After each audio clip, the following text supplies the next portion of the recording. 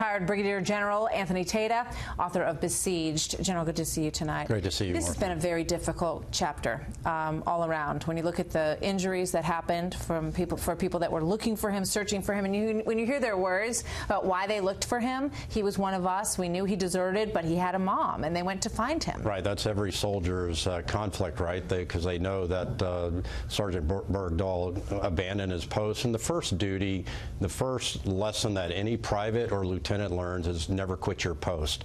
That is General Order number 1, never quit your post. And so there's desertion, and then there's misbehavior before the enemy, which is actually the more serious of the two crimes, and that's where endangering your comrades comes into play. And so as he quit his post and as he wandered into the Afghan wilderness, the teams that went out looking for him, as we just heard, were endangered, and he caused that to happen. And so as we look at the punishment that may or may not come from his trial, we have to ask, where is the justice for those that were wounded and killed looking for Sergeant Bergdahl? Because that is the real question here. Just like in any trial, where is the justice? And it's less about Bergdahl and more about the men that we just heard about. Jumping to another subject, North Korea, we have now more than 2 carrier groups in the area. What does that signal to you? Well, there's 3. There's Nimitz, Roosevelt, and Reagan. And anytime we've had 2, it's usually meant we're going to combat. Now we've got 3 in the same area. And it tells me that we're tightening the screws from a military elements of power standpoint on North Korea. It tells me that things are very tense in that region.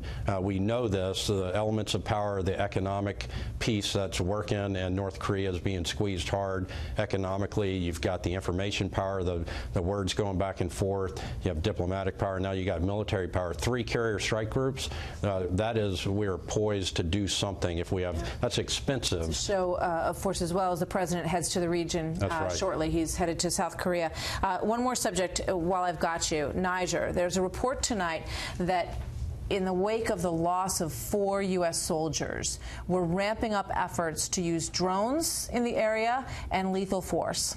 Well, Martha, we've been ramping up efforts to use drones in that area. We've got a drone base that's been under construction in that region for over a year now. And so that the terrorists that seek sanctuary, part of the mission that came out of Afghanistan was to deny terrorists sanctuary. And so this is where ISIS and Al-Qaeda have been fleeing to, Libya, Mali, Niger, and those areas. And so it's right that we have that drone base there. It's right that we've got the Green Berets there and perhaps other national assets on the ground as well. General Anthony Tata, thank you very much. Always good to see you, sir. Good to see you, Martha.